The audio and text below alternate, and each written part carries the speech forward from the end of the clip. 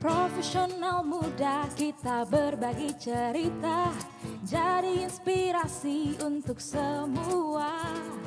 Ragam kisah tentang menggapai cita-cita, berkarya hanya untuk Indonesia. Indonesia Muda Club, Indonesia Muda Club. Yang muda yang bicara, yang muda yang berkarya untuk Indonesia. Hanya di Indonesia Muda Club. Ya, selamat datang profesional muda BUMN kita. Pada hari ini kita kembali di acara Indonesia Muda Club yang bisa dikatakan sebagai episode yang kelima. Dan inilah tempatnya teman-teman muda, para profesional muda untuk bisa bicara, menyampaikan ide-idenya ataupun menyampaikan apa yang telah dicapainya dalam pekerjaan-pekerjaan mereka sebagai profesional muda. Dan kali ini, hari ini, kita sangat beruntung karena kita akan berbicara mengenai produknya BUMN. BUMN ini punya produk dari hulu ke hilir, apa aja ada. Semuanya ada di BUMN dan kita bisa lihat apa sih yang menjadi unggulan-unggulan dari masing-masing BUMN. Kita mau ngomongin pertanian, kita punya produk pertanian. Kita mau ngomongin namanya pesawat, kita punya produk pesawat seperti PTDI. Kita mau ngomongin yang namanya tank, ya, mobil tank yang untuk militer, kita juga punya.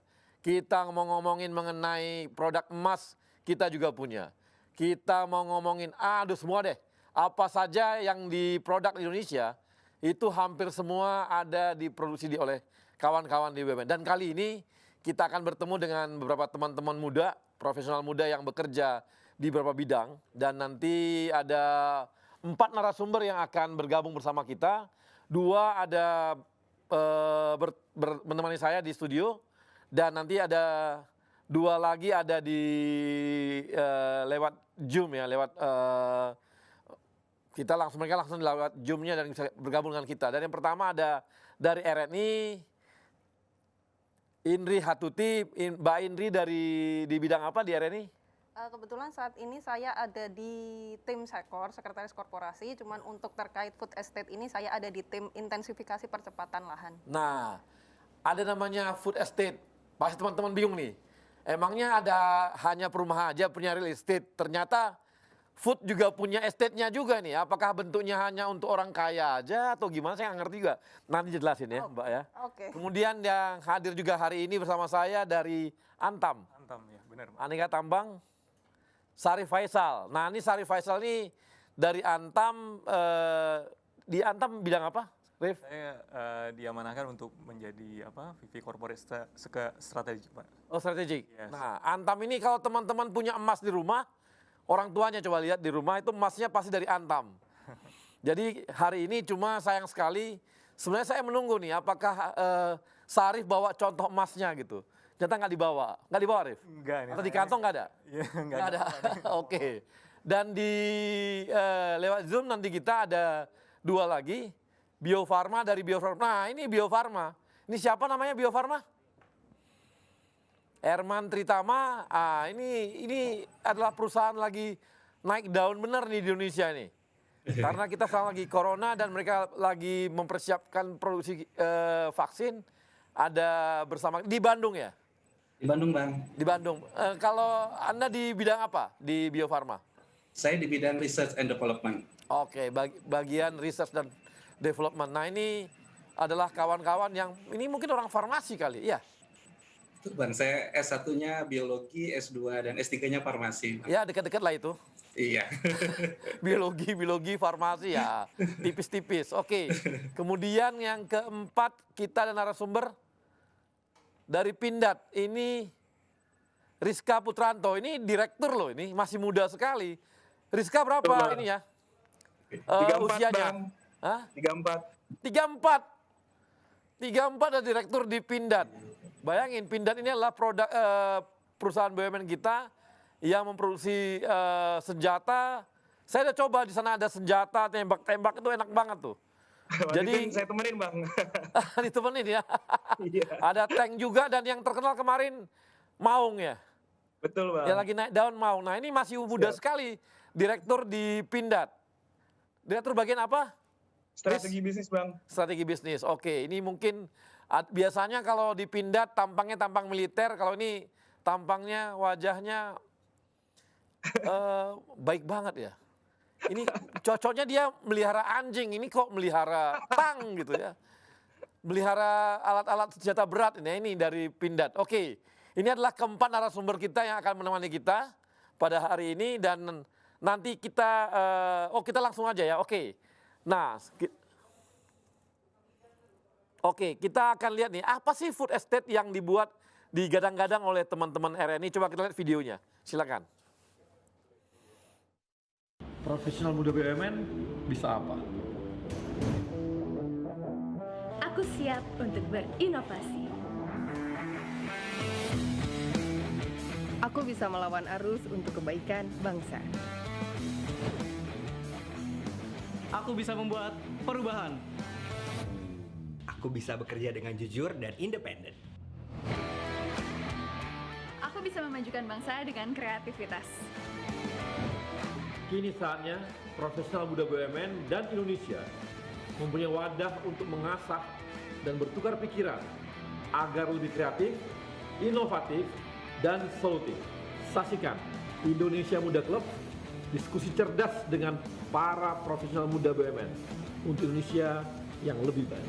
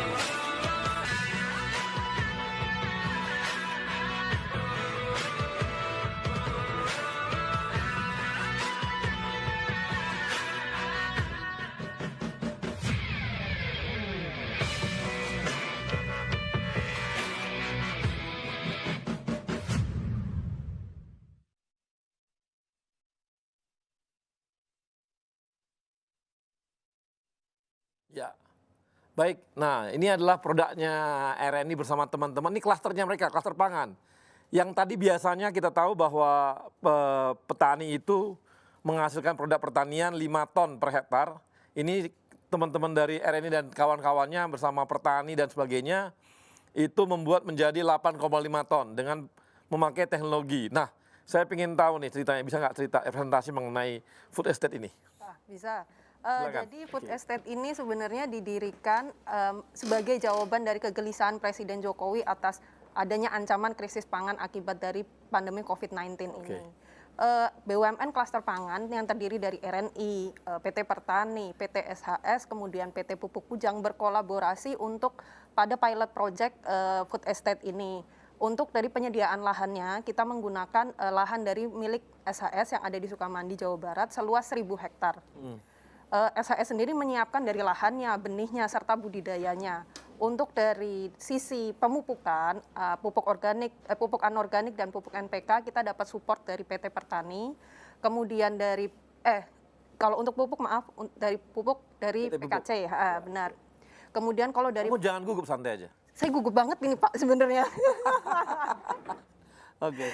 Kemudian petani yang menggarap di sana adalah petani di sekitar SHS. Oh, oke. Jadi memberdayakan di Ya betul, sekitar ya? memberdayakan sekitar lahan SHS. Kemudian untuk supaya kita dapat yang tadi Bapak sampaikan itu kan dari 5 ton per hektar menjadi 8,5 ton per hektar, kita juga butuh pendampingan dari tim ahli. Nah, di mana tugas tim ahli ini? Tim ahli ini adalah mendampingi para petani ini dalam melakukan budidaya. Jadi pendampingannya itu dari penyuluhan, pemberian buku saku bagaimana budidaya yang baik, seperti itu. Karena teknologi yang kita pakai salah satunya adalah yang tadi ada di video itu precision farming.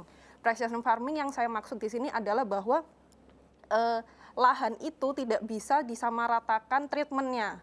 Jadi mungkin untuk di lahan bagian sini treatmentnya seperti ini, pupuknya misalnya cuma butuh sedikit, yang di sini mungkin sedikit lebih banyak, yang di sini banyak banget. Karena memang kita lihat kondisi masing-masing lahan ini berbeda-beda.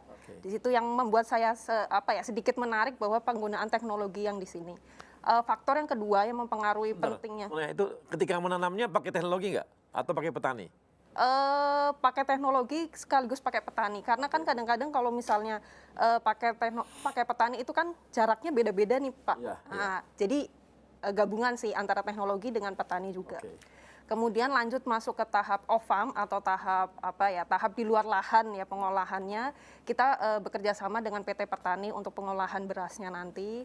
Kemudian untuk tahap off take-nya Pertani dengan salah satu anak perusahaan RNI ini yaitu PT Raja Wali Nusindo yang fokus di trading dan distribusi. Diharapkan dengan luasnya jaringan trading dan distribusinya Nusindo, ini produk ini tuh bisa sampai di masyarakat luas sehingga tidak hanya bermanfaat untuk para pelaku usaha tapi juga bermanfaat untuk para petani juga dengan masyarakat sekitar, karena tujuan akhir dari market kita juga di UMKM dan di warung pangan milik BUMN kemarin yang baru diresmikan kayaknya minggu lalu atau 2 minggu yang lalu seperti itu.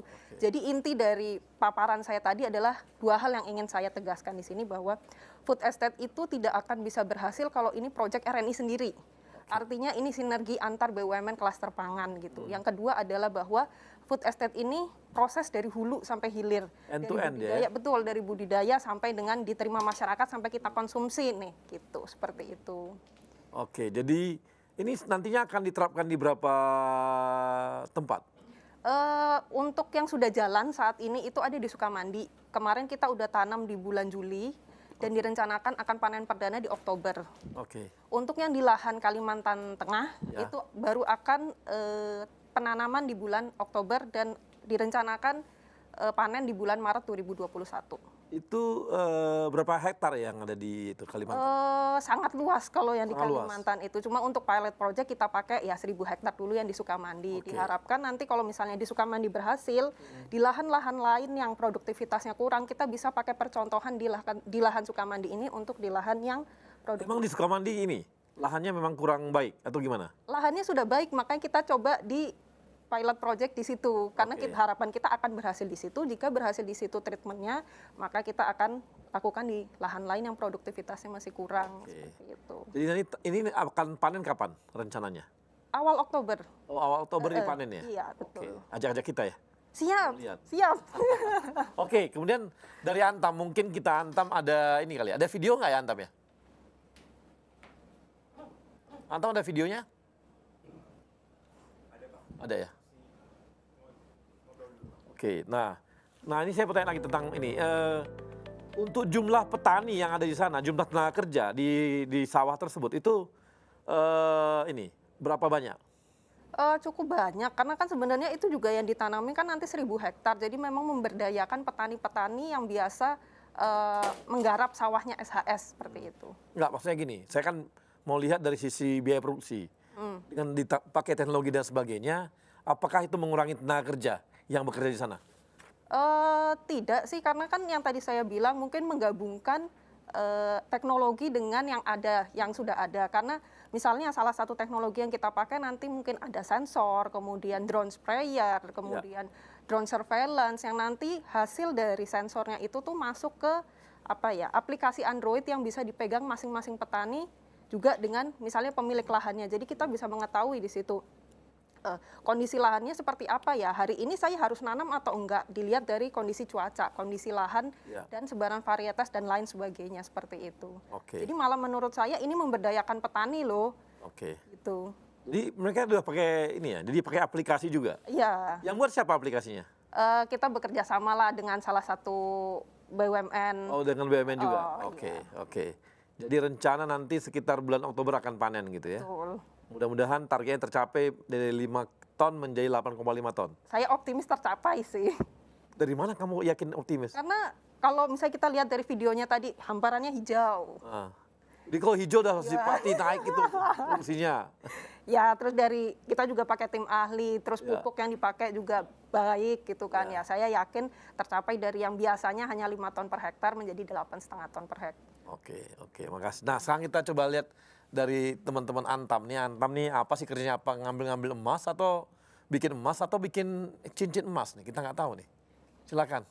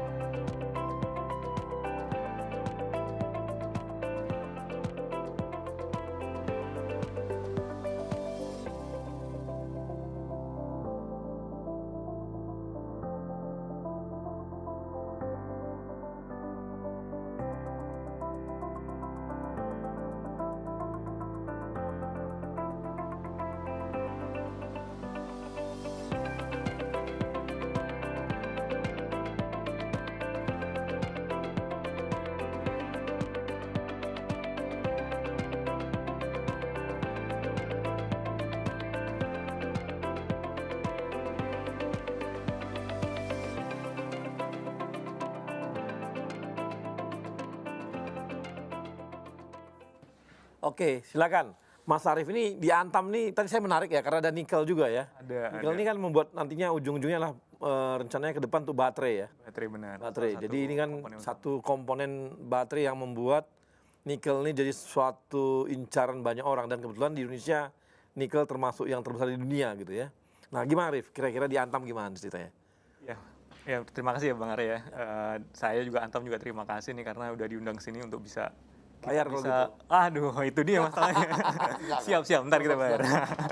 Jadi memang pertama yang terlintas kalau kita tanya orang-orang, Antam nih perusahaan apa sih? Pasti yang terlintas adalah perusahaan emas, Pak ya. Perusahaan emas. Nah, padahal sebenarnya Antam ini komoditas yang dijual bukan cuma emas. Kita juga punya komoditas lain kayak boksit tadi udah dilihat di video, kemudian kita juga punya nikel. Bahkan kalau secara sumber daya, kan kita perusahaan tambang ya, sumber daya yang paling besar yang kita miliki itu malahan memang biji nikel, Bang Arya. Jadi, tapi nggak apa-apa, itu kan artinya menandakan bahwa brand emas kita ini, brand emas kami ini sangat kuat dan sudah diterima di pasar. Nah, nggak masalah itu. Jadi, cuman kalau memang kita mau lihat lebih jauh mengenai komoditas lain Antam ya, memang dari sisi kita mining company, tapi sebenarnya nggak murni kita nambang doang istilahnya, tapi kita juga dari hulu ke hilir, mulai dari eksplorasi, penambangan, sampai kita juga bikin pabrik pengolahannya, Bang Arya. Jadi untuk setiap stream ini, baik stream emas maupun boksit ataupun nikel, kita dari hulu sampai hilir kita jabanin lah istilahnya. Jadi kalau misalnya di emas, kalau kita bicara produk tadi, saat ini memang produk yang brandnya kuat itu yang dari LM ya Bang Arya ya. Nah, kita punya produk utama yang pasti emas batangan ya. Emas batangan inilah yang dikenal. Oh, nggak buat cincin gitu enggak ya? Bisa juga. Bisa juga. Jadi kita juga punya ada customize produk juga selain yang main produk tadi ya emas batangan. Emas batangan juga kita sekarang lebih elegan Bang Arya. Jadi secara desain itu kan kita udah bikin sertifikat ya. Jadi lebih modern, lebih elegan ya. Harapannya juga customer juga lebih terlindungi dan bisa nyaman ya, karena di situ kita lengkapi juga dengan scan barcode juga. Jadi ya inovasi lah dari teman-teman di Logam Mulia. Kemudian juga kalaupun yang tadi customize tadi specialty product, bisa cincin, bisa juga kita ngeluarin sekarang ada gift series Pak.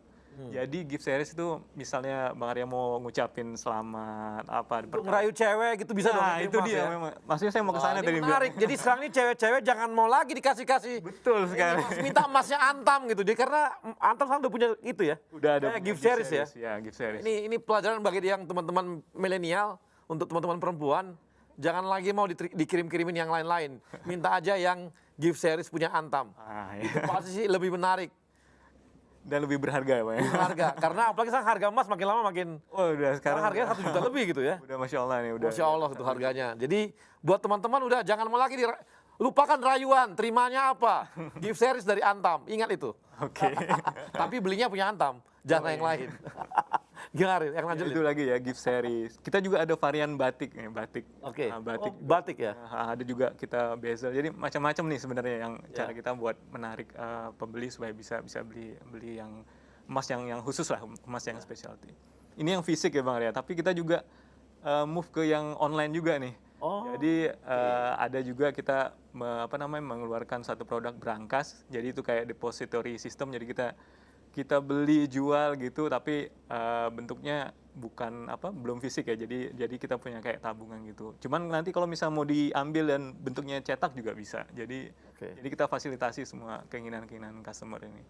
Termasuk pemesanan juga sekarang udah bisa pakai WA, juga bisa melalui website, jadi bisa dikirim ke rumah juga. Oh gitu. Jadi ya segala cara lah kita coba untuk bisa menjangkau pasar ya, menjangkau customer. Itu yang emas sebenarnya. Kita juga punya kayak bauxite dan nikel tadi ya. Bauxite ini sama juga dari Nambang kita olah produknya alumina. Jadi yang kami udah punya itu pabrik pengolahannya di Tayan, Kalimantan Barat. Produksinya itu chemical grade alumina. Chemical grade alumina juga varian produknya macam-macam. Ada yang komoditi ya. Komoditi itu biasanya kita jual ke pabrik chemical kayak pembuatan tawas gitu. Aluminium sulfat ini bahan bakunya dari situ. Atau mungkin bata tahan api kalau di furnace gitu ya, itu juga bahan aslinya dari chemical grade alumina. Yang specialty juga, specialty ini yang niche market ya. Jadi termasuk nih kalau kita lihat di laptop, di pasta gigi, di amplas, jadi itu semua yang tipis itu. Ya, jadi imbuhannya itu bahan imbuhnya itu alumina. Jadi ya odol gigi pakai alumina. Ada di dalamnya. Jadi ya kita nggak kerasa, tapi jangan-jangan apa yang kita pakai sehari-hari ini adalah produk dari dalam negeri, selain produk dari alumina dari Kalimantan Barat. Termasuk bikin alumina itu nantinya untuk bahan baku untuk aluminium. Nah, itu tipikal beda lagi, jadi namanya smelter grade alumina. Jadi memang ada yang chemical grade alumina, ada yang smelter grade alumina. Nah, ini yang lagi kita bangun nih bareng sama Inalum. Kita bangun juga pabrik di Kalimantan Barat untuk bisa menghasilkan smelter grade alumina. Nantinya harapannya keluar dari sini, produknya itu akan jadi bahan baku di Kuala Tanjung, di pabrik Inalum. Jadi nggak impor-impor lagi gitu ya? Itu harapannya, mudah-mudahan insya Allah. Ya, ini lagi ongoing projectnya, mohon doanya mudah-mudahan bisa. Jadi teman-teman Antam ini lagi menyiapkan juga untuk produk namanya alumina smelter tadi. Itu tujuannya adalah untuk membuat aluminium di punyanya Inalum ya. Punyanya Inalum, benar. Sehingga karena selama ini Inalum itu impor tuh bahan bakunya, banyak dari Australia.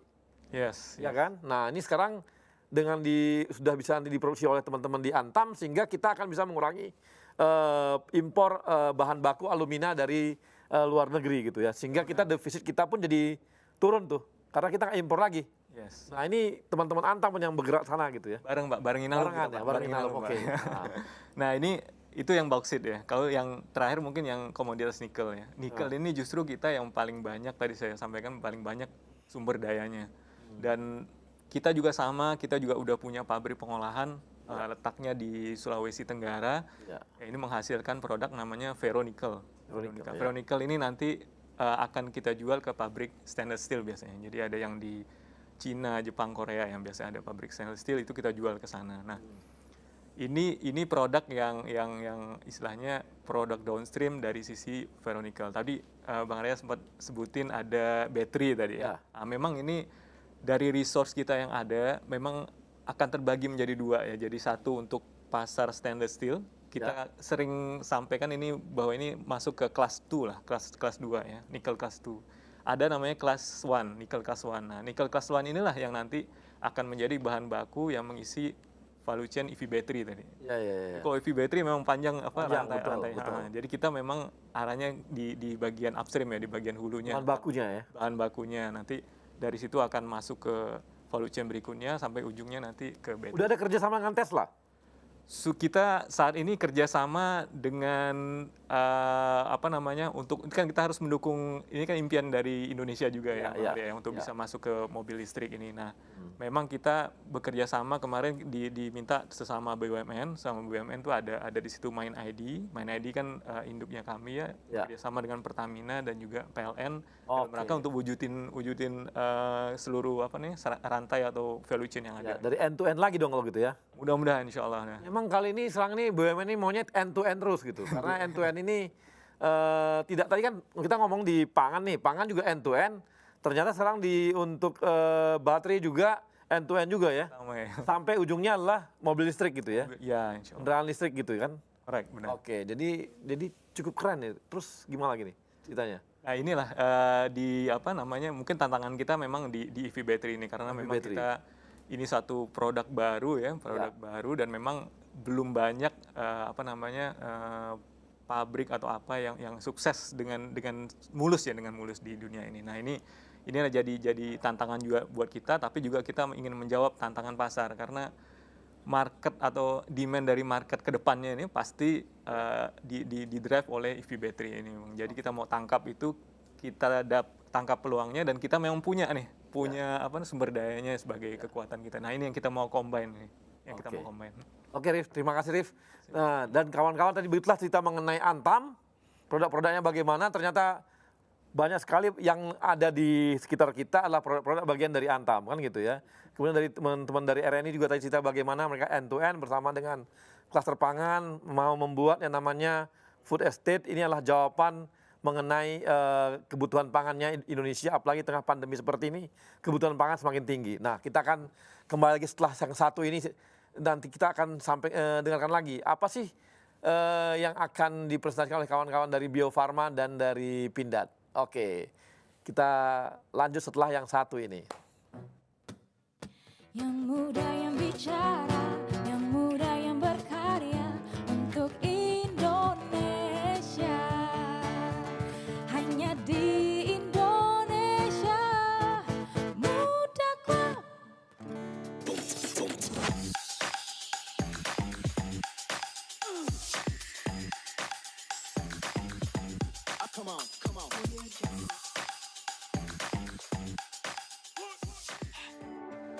Sebuah semangat baru dalam menghadapi tantangan di masa depan. Kementerian BUMN dan seluruh BUMN di negeri ini terus bekerja keras untuk meningkatkan nilai ekonomi dan sosial demi kepentingan masyarakat luas. Melalui inovasi model bisnis yang akan mendorong mesin pertumbuhan dan kepemimpinan teknologi agar siap menghadapi perubahan. Melalui peningkatan investasi dan terciptanya ekosistem investasi yang sehat. Pengembangan talenta adalah kunci agar BUMN siap bersaing secara global. Semua ini hanya untuk negara dan bangsa, untuk Indonesia. Semangat baru ini kini hadir dengan wajah baru, dengan bentuk visual yang terinspirasi semangat inovasi dalam pemanfaatan teknologi. Dalam komposisi yang menggambarkan semangat kolaborasi, membentuk inisial institusi kebanggaan kami, bersanding dengan lambang negara Indonesia tercinta, Garuda Pancasila.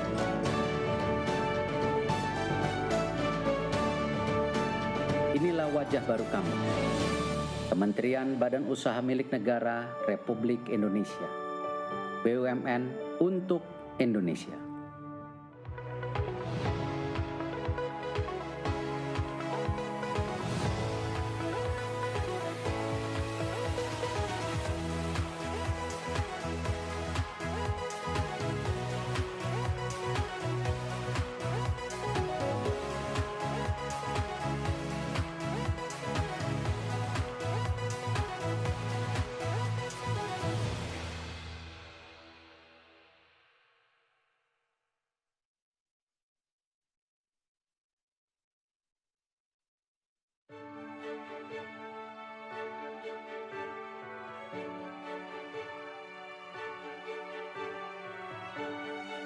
amanah. Kami memegang teguh kepercayaan yang diberikan. Kompeten. Kami terus belajar dan mengembangkan kapasitas. Harmoni. Kami saling peduli dan menghargai perbedaan. Loyal. Kami berdedikasi dan mengutamakan kepentingan bangsa dan negara. Kami terus berinovasi dan antusias dalam menggerakkan ataupun menghadapi perubahan. Kami membangun kerjasama yang sinergis.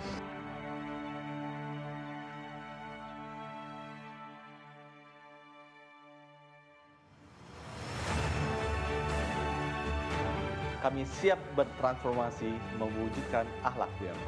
Kami siap memberikan yang terbaik dengan akhlak BUMN. Saya akan pimpin, saya akan kawal. Mari wujudkan akhlak BUMN untuk Indonesia.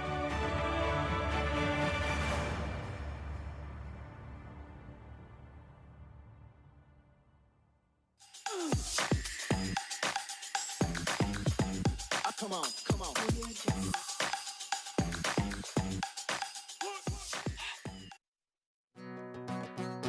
Yang muda yang bicara, yang muda yang berkarya untuk Indonesia. Hanya di Indonesia Muda Club. Ya, kawan-kawan profesional, kita ketemu lagi dan kali ini kita akan membahas mengenai Bio Farma. Bio Farma ini vaksin yang penghasil vaksin di dunia. Anda tahu nggak kalau mereka sudah ada sekitar 120 tahun yang lalu. 120 tahun lalu. Kita di mana ya? 120 tahun lalu mereka sudah hadir, mereka sudah buat vaksin. Vaksinnya ada 14 vaksin sampai hari ini. 14 vaksin dan mereka adalah termasuk yang terbesar. Kalau teman-teman tahu kenapa sih kita orang sekarang makin berkurang yang cacat ya kalau lahir tuh? Karena namanya vaksin polio. Nah, vaksin polio itulah produknya Bio Farma. Dan hampir 75%, namanya yang vaksin polio ini itu diproduk di dunia itu dikuasai marketnya oleh Bio Farma. Jadi Bio Farma ini cukup keren gitu ya, cukup keren tapi banyak yang nggak tahu nih. Banyak yang nggak tahu, jadi kita perlu tahu dan apalagi biar teman-teman tahu ya. Pak Erick Thohir karena kemarin berbicara mengenai bahwa telah kita akan mendapatkan vaksin sampai ratusan juta, 250 juta, hampir 300 juta vaksin, itu membuat harga saham di bursa saham hari ini naik tinggi gitu. Mencapai 5.000 sekian, 500 atau 500, saya lupa. Tapi itu semua karena omongan seperti itu gitu. Jadi begitu kuatnya pengaruh vaksin karena pandemi ini dan kita akan dengarkan nih. Bagaimana nih? Dari Erman, saya ingin tahu Erman, halo Erman. Iya Bang. Ya silakan Erman. Ya terima kasih Bang. Man, kau dulu di mana kuliah? Kuliah di mana dulu? Saya kuliah S1-nya di ITB Bang, S2, S3 juga di ITB Bang. Nah ini tampang-tampang ITB begitu tuh. Nah, lugu, nerd dan sebagainya. Cuma saya aja agak gaya dikit. Yang lain mah aduh kayak gini gayanya. Gaya Erman gini. Apalagi ketemunya vaksin mulu. Man, cerita Man. Mengenai Bio Farma. Ya Bang, terima kasih Bang. Jadi sedikit memberikan ilustrasi dulu Bang bagaimana vaksin itu dibuat. Jika kita lihat ada dua sebenarnya besaran untuk membuat vaksin. Yang pertama adalah membuat bahan aktifnya, kita sebut dengan balek bahan aktif ini. Bahan aktif ini sebenarnya kalau kita lihat tadi di RNI itu menanam benih padi kemudian memanen hasil padi. Kalau di Bio Farma Bang, yang kita tanam adalah virus atau bakteri. Jadi misalnya pada kasus COVID, maka kita menanam virus corona yang tadinya jumlahnya misalnya baru 1 sel, dipanen menjadi kurang lebih misalnya sekitar 1 juta sel. Jadi kita memperbanyak virus itu. Jika platform teknologi yang diambil adalah inaktivasi, maka virus tadi yang sudah 1 juta sel itu Bang, itu kita inaktifkan dengan menggunakan agent penginaktivasi. Nah, setelah kita bisa membuat bahan aktifnya, baru kemudian kita membuat produk akhirnya. Produk akhirnya vaksinnya tadi, Bang. Jadi bahan aktif tadi yang sudah pekat, yang jumlahnya misalnya sekitar 1 juta, itu kita akan encerkan dengan larutan pengencer, kemudian ditambahkan stabilizer, ditambahkan adjuvan, hingga kemudian menjadi produk vaksin yang siap untuk dikemas dan didistribusikan untuk digunakan. Waktu bikin vaksin ini cukup lama, Bang, karena sebenarnya selain proses produksinya, ujinya untuk memastikan bahwa vaksin itu aman dan berkhasiat, itu secara umum sekitar 1 tahun, jadi 12 bulan untuk membuat 1 buah vaksin. Nah, bagaimana dengan pengembangannya sendiri? Pengembangannya sendiri juga cukup panjang, Bang. Kalau dilihat pengembangan pembuatan vaksin, itu secara umum hampir 15 tahun. Mulai dari pemilihan kandidat vaksin, uji preklinis, kemudian uji klinis, yaitu uji di manusia. Sampai kemudian vaksin ini mendapatkan persetujuan dari badan regulasi. Dalam hal ini untuk di Indonesia dari Badan POM. Baru kemudian bisa dijual. Nah, dengan panjangnya waktu proses pembuatan vaksin, baik itu pengembangan maupun proses produksinya, maka strategi yang diambil oleh Bio Farma supaya tetap mandiri dan bisa cepat menyediakan vaksin, maka strategi dalam pengembangan adalah penguasaan platform teknologi. Jadi hampir semua platform teknologi pembuatan vaksin ini telah dikuasai oleh Bio Farma. Mau itu whole cell virus inactivated, whole cell virus live attenuated, rekombinan, itu sudah dikuasai oleh Bio Farma. Karena kenapa? Karena kalau kita bisa menguasai itu, maka proses pengembangan pembuatan vaksin ini tidak bisa kita persempit dari sebelumnya 15 tahun menjadi lebih pendek. Yang kedua juga yang harus dikuasai pada tahap pengembangan adalah kemampuan upscaling. Kalau kita tahu sendiri, Bang, kalau penelitian mungkin dulu waktu kita kuliah atau waktu SMA, penelitian itu kan dilakukan pada skala kecil, 1 liter lah sampai mungkin 10 liter. Kalau kemudian kita harus naikkan pada skala produksi itu 1.000 liter sampai 2.000 liter, kalau kita tidak memiliki kemampuan upscaling akan sulit. Sehingga itu juga harus dikuasai oleh Bio Farma. Dan yang ketiga adalah penguasaan regulasi. Penguasaan regulasi menjadi faktor penting. Karena jangan sampai vaksin yang sudah kita buat dalam jangka waktu yang lama, 10 tahun sampai 15 tahun, ternyata tidak bisa digunakan, Bang. Karena misalnya tidak memenuhi aturan yang dipersyaratkan oleh Badan POM. Nah, itu yang harus kita kuasai dengan baik. Nah, bagaimana dengan penyediaan vaksin? Ya, Bang. Nah, kalau gitu yang corona sekarang sangat cepat dong, ya hanya berapa bulan udah seperti ini kondisinya. Betul, Bang. Nah, pada kondisi 15 tahun ini bisa sampai hanya berapa bulan gitu ya.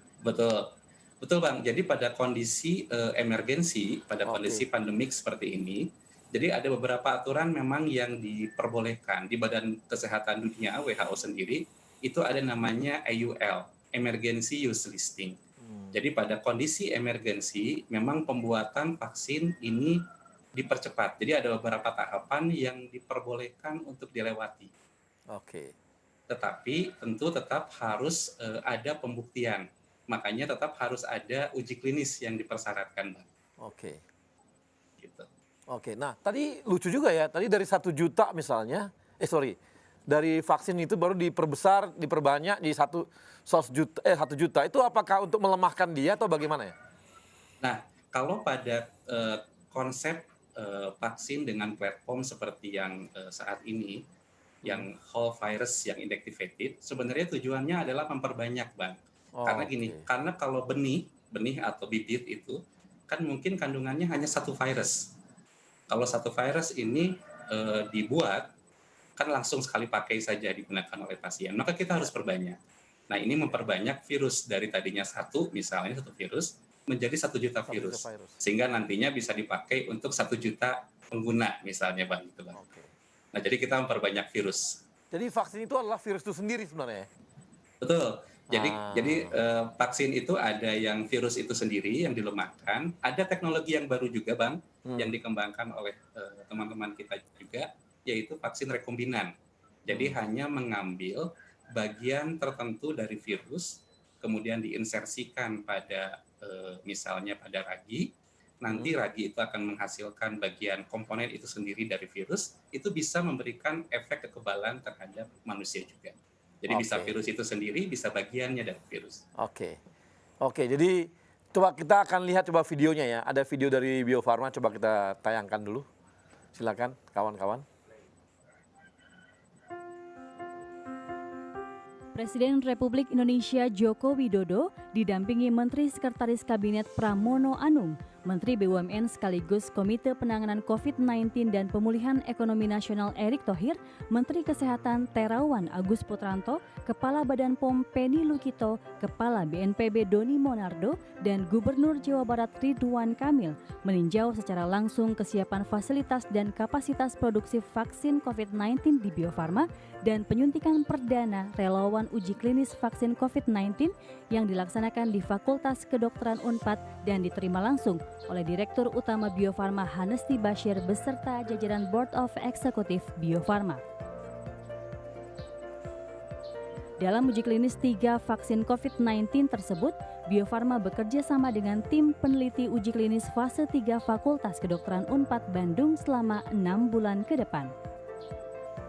Bio Farma sudah mempersiapkan fasilitas produksi dengan kapasitas maksimal sebanyak 100 juta dosis dan pada akhir Desember 2020 akan ada tambahan kapasitas produksi sebanyak 150 juta dosis. Produksi untuk vaksin juga dilakukan sendiri oleh Bio Farma. Artinya vaksin inilah nanti yang akan digunakan untuk vaksinasi di tanah air. Kita optimis bahwa dengan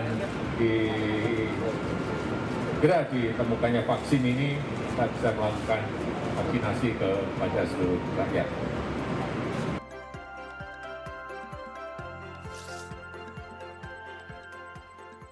Ya, kawan-kawan, tadi sudah kita lihat bagaimana tayangan mengenai Bio Farma dan tadi presentasi dari Bio Farma, dan ini merupakan quick win ya. Kalau kita bisa capai dengan cepat ya, awal Januari kita sudah ada vaksin dan ini satu harapan lah, ada hope ya. Selama kita ini kan kita nggak ada hope ya, apa nih hope-nya gitu ya. Berbagai macam dibuat obatnya juga belum juga ditemukan, dan sekarang ada vaksin yang dibuat, dan ini adalah hope bagi kita karena ini nggak hanya bagi Indonesia loh, ini bagi dunia gitu loh. Karena semua dunia ini kan namanya epidemi ya, hampir semua dunia kena gitu, dan dampaknya kemana-mana. Jadi kalau ini kita temukan vaksin ini akan sebuah harapan baru bagi kita gitu, dan kita harus berterima kasih kepada teman-teman dari Bio Farma yang sudah akan memproduksi ini mulai tahun depan. Semoga itu bisa juga tercapai. Karena gini nih, banyak banget yang bakal disuntik ini dengan vaksin ini. Bayangkan ada 260 juta orang akan disuntik, emang kan nggak serentak disuntik semua, kan nggak ada gitu. Itu butuh dengan namanya, artinya apa? Butuh sekitar 260 juta alat suntik juga. Nah, kabarnya vaksin ini akan 2 kali disuntikan kepada kita. Jadi pertama, kemudian 2 minggu kemudian disuntik lagi. Nah, ini akan membuat kebutuhan mencapai hampir 500 juta sampai 600 juta vaksin yang kita butuhkan di Indonesia. Itu akan disuntikkan kepada kita, dan artinya banyak kebutuhan ini.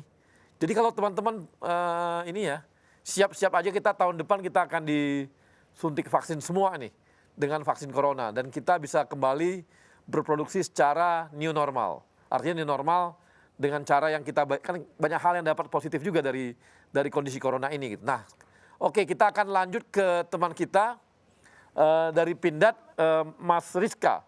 Mas Rizka, tapi sebelumnya kita akan lihat video dari Pindad.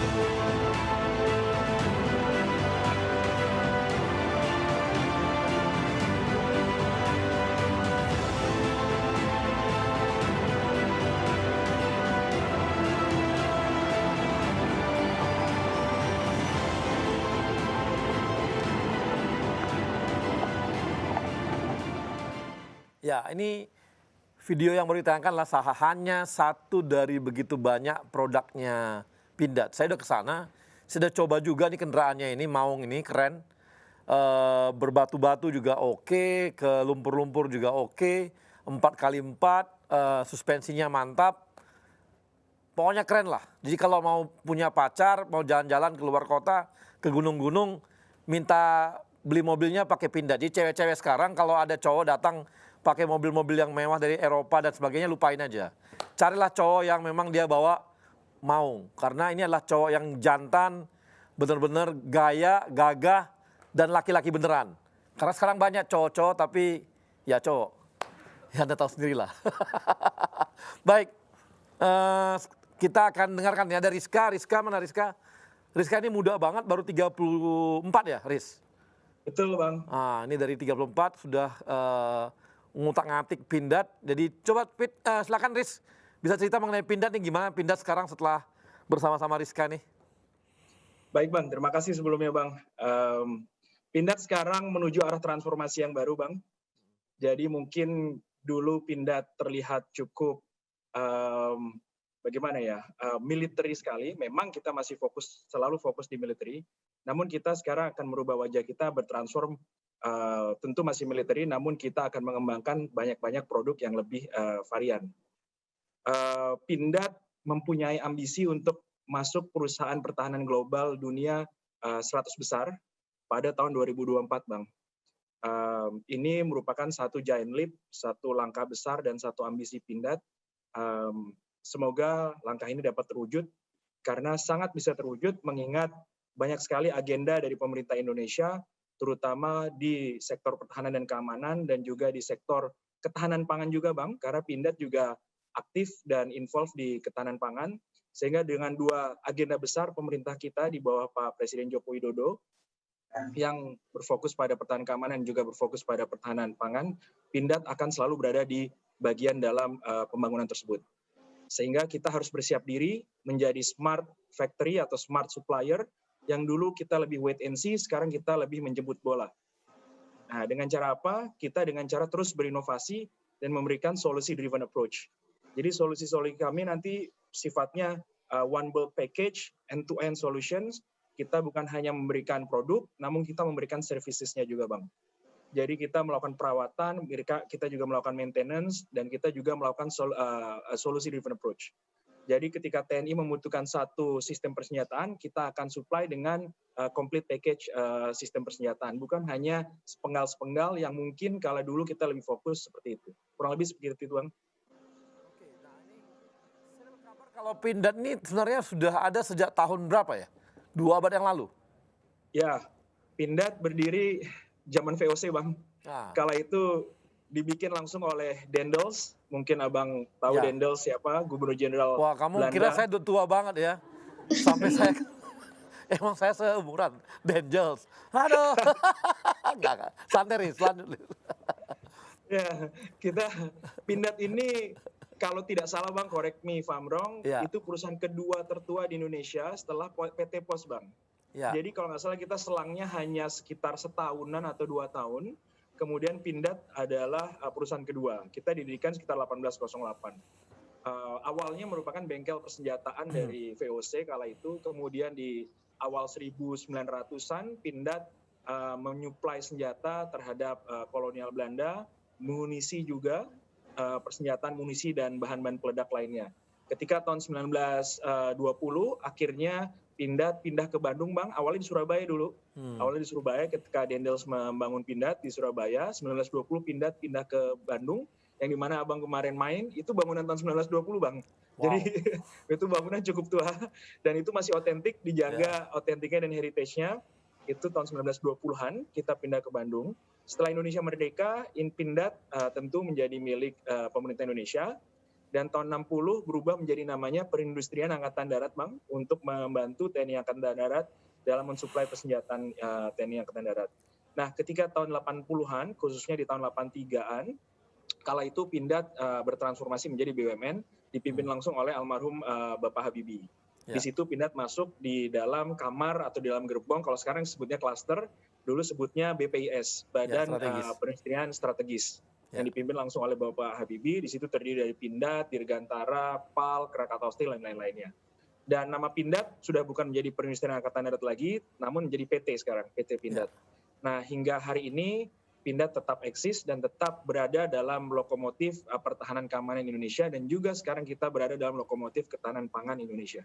Oke, jadi supaya teman-teman tahu ya, jadi dulu itu Belanda itu untuk VOC itu persenjataannya, itu perang-perang itu diproduksi di Pindad, di Surabaya. Ya, Betul, Bang. Jadi kemudian kolonial Belanda kan setelah VOC kan dia perusahaan. Kemudian kolonial Belanda. Jadi ketika Belanda itu perang di Eropa atau perang di Afrika dan sebagainya, senjata dari Pindad kalau gitu ya. Betul, Bang. Itu yang tahun 1920-an itu. Ketika buka pabrik di Bandung itu menyuplai senjata untuk Belanda sebagai kolonial, untuk menjajah dan segala macam, itu dari Bandung itu, Bang. Dari yang di Pindad sekarang ya, Bang, kemarin mampir. Jadi bayangin nih sebuah perusahaan kita punya ya. Ini dulu Belanda di produknya senjata dari Pindad. Jadi perang-perang itu semua dari Pindad. Betul. Makanya harusnya ini ya perusahaan yang sangat terkenal sebagai perusahaan militer sebenarnya di dunia, harusnya ya. Betul, Bang. Makanya tadi saya sampaikan sangat mungkin Pindad menjadi 100 besar dunia di tahun 2024 karena dengan produk-produk kita yang sangat inovatif, solusi driven approach, dan juga ambisi dan juga agenda-agenda besar dari pemerintah Bapak Joko Widodo yang didukung oleh pemerintahan Bapak Prabowo di sini di Kementerian Pertahanan. Pindad. Waduh, mati nih dia. Nggak apa-apa. Ini ya, jadi gini.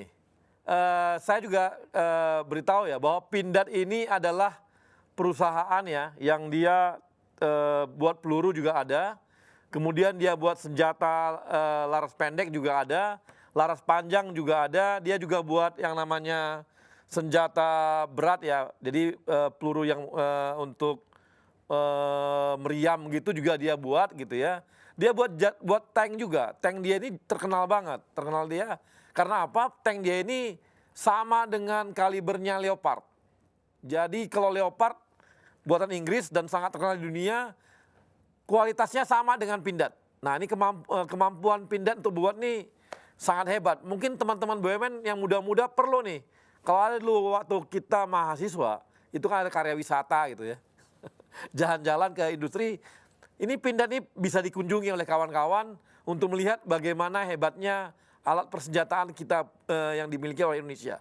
Sehingga sangat wajar kalau pemerintah Indonesia saat ini Pak Jokowi itu minta banget, kita ngapain beli ke luar negeri, beli dalam negeri aja. Supaya apa? Supaya BUMN. Nah, tadi sayang banget diceritakan bahwa sekarang ini pendapatan Pindad naiknya berkali lipat. Kabarnya hampir 3 kali lipat daripada yang sebelumnya. Karena banyak sekali proyek yang mereka kerjakan untuk pemerintah Indonesia. Karena kepercayaan terhadap produknya Pindad makin besar gitu. Dan ke depan sih makin oke. Dan saya mau beritahu juga, ini adalah industri-industri strategis di Indonesia. Setiap ada perubahan pemerintahan dulu ya, waktu zaman Belanda itu, ketika kita masuk kemerdekaan, itu dikuasai oleh Indonesia. Kemudian Jepang. Kemudian awalnya Jepang. Ganti pemerintahan masuk ke Indonesia, ganti lagi nih bosnya. Demikian juga setelah itu ada Belanda masuk lagi, diganti lagi Belanda. Begitu seterusnya, karena dianggap sebagai industri strategisnya. Ini nggak hanya oleh Pindad, di Bio Farma juga begitu. Kalau kawan-kawan ke Bio Farma, itu Anda akan lihat bahwa ternyata setiap ada pergantian pemerintahan Indonesia dulu, dari Jepang dan sebagainya, maka berganti-ganti juga itu. Jepang, kemudian kita merdeka orang Indonesia, kemudian masuk agresi Belanda, langsung dikuasai oleh Belanda lagi. Jadi setiap baru perubahan-perubahan terjadi terus. Kenapa? Karena Bio Farma pun sangat strategis. Anda percaya nggak kalau Bio Farma ini sangat berbahaya juga. Kalau digabungkan dengan persenjataan, bisa jadi senjata biologis. Ini bahaya banget. Jadi betul-betul ini adalah sebuah sebuah alat senjata biologi yang mengerikan, bisa dimanfaatkan oleh Indonesia kalau dia disatukan. Tapi ya ini kan kita lihatnya lebih kepada penyakit dan sebagainya. Tapi artinya begitu pentingnya industri ini sehingga menjadi rebutan bagi banyak pihak gitu. Nah, kita akan dengarkan lagi yang nantinya bagaimana sih mereka bercerita mengenai industri mereka, kenapa mereka ada di sana, tapi kita akan lanjut setelah yang satu ini.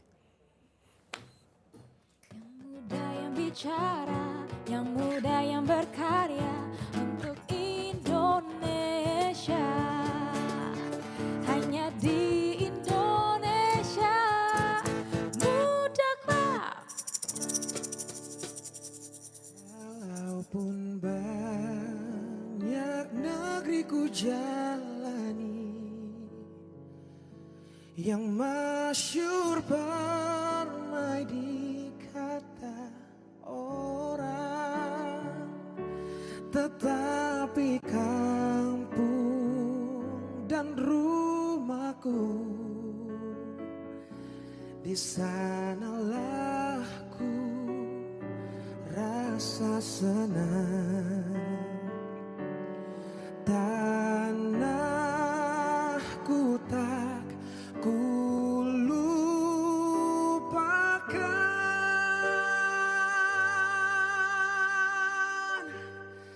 engkau ku banggakan.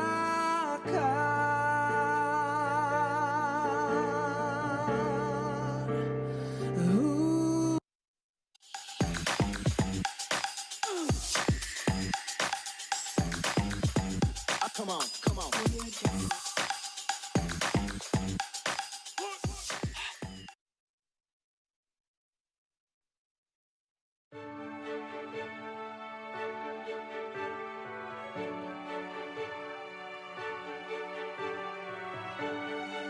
Amanah. Kami memegang teguh kepercayaan yang diberikan. Kompeten. Kami terus belajar dan mengembangkan kapasitas. Harmoni. Kami saling peduli dan menghargai perbedaan. Loyal. Kami berdedikasi dan mengutamakan kepentingan bangsa dan negara. Kami terus berinovasi dan antusias dalam menggerakkan ataupun menghadapi perubahan. Kami membangun kerjasama yang sinergis.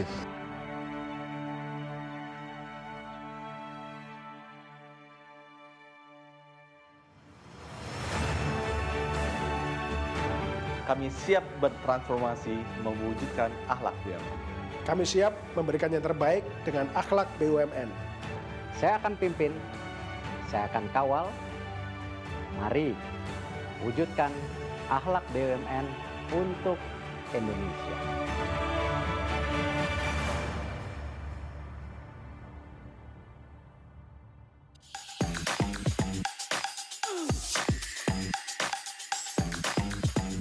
Come on, come on.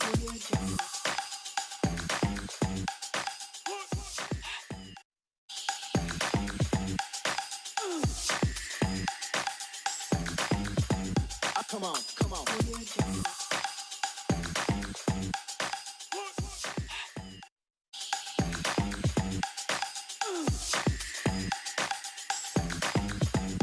Come on, come on.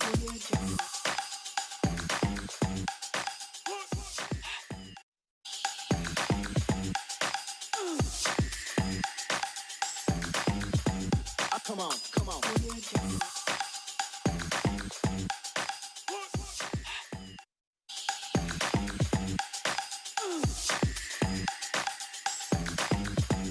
Come on, come on.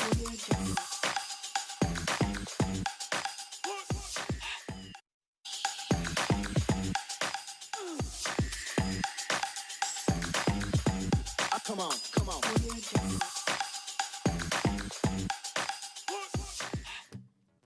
Yang muda yang bicara, yang muda yang berkarya untuk Indonesia.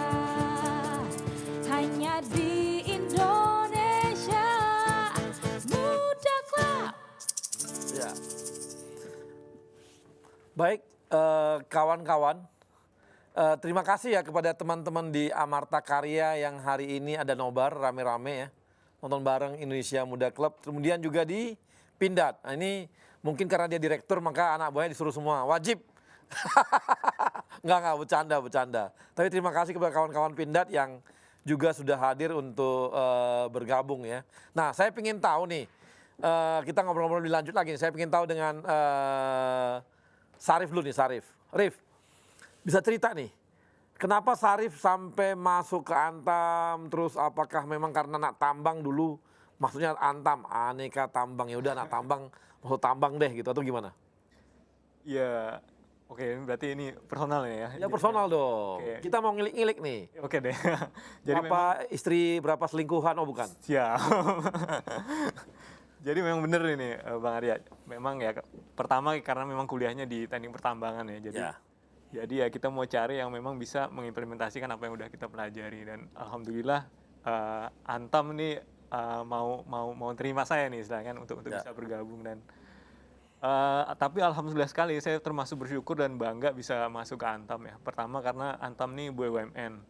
Bicara BUMN ya kita kerja bukan hanya setiap kontribusi yang kita lakukan kan bukan cuma buat perusahaan, tapi lebih jauh mau langsung nggak langsung kan pasti ke negara. Nah itu mungkin yang satu hal yang bikin saya itu ya sampai sekarang ya, karena saya dari lulus kuliah sampai sekarang masih di Antam, masih di BUMN. Nah jadi kalau bicara produk keren asli BUMN ya saya produk aslinya, tapi kalau kerennya nggak tahu ya. Aslinya asli nih dari selesai kuliah langsung di Antam. Nah yang kedua juga uniknya Antam tadi karena dia punya beberapa komoditas, dan itu bikin membuat saya pengen ada pembelajaran gitu ya. Jadi pembelajaran buat saya karena pertama saya masuk di komoditas nikel, produksi nikel, kemudian saya pindah ke produksi alumina yang bauksit. Nah, sampai ke sini. Nah, itu juga Emang ada tantangannya kan, Antam itu kan tambang kan nyangkul doang itu. Iya. Cuma kan beda, satu cangkul pakai kecil gitu, ini cangkulnya pakai besar, korek gitu. Emang ada yang menarik gitu? Oh iya, nyangkul doang kok. Uniknya Antam tuh bukan cuma nambang, Mas. Gitu. Jadi uniknya Antam ya kita tadi integrasi ya dari eksplorasi, penambangan sampai pengolahan. Kebetulan saya di pertambangannya juga di bagian pengolahannya. Jadi gimana kita bisa mengolah hasil tambang tadi untuk menjadi produk yang punya value added lebih gitu. Nah itu punya keunikan tersendiri lah, karena kan kalau ore atau biji nikel atau biji bauksit ini kan kita nggak bisa atur sebenarnya, maksudnya memang dari sananya udah sumber daya alam. Jadi ini keunikannya gimana bisa ngubah ini menjadi produk yang bisa diterima di pasar, itu sih uniknya. Aku menarik tadi, lu tadi ngomong bahwa kenapa, karena gue di BUMN ini menarik Bang, karena kami tidak hanya sekedar menguntungkan untuk perusahaan tapi menguntungkan untuk Indonesia. Emang lu cinta Indonesia gitu sampai gitu-gitu amat gitu? Insya Allah ya. Kan ini nilainya beda banget nih. Yang kerja di BUMN itu adalah beda loh di BUMN ini kerjanya. Karena apa?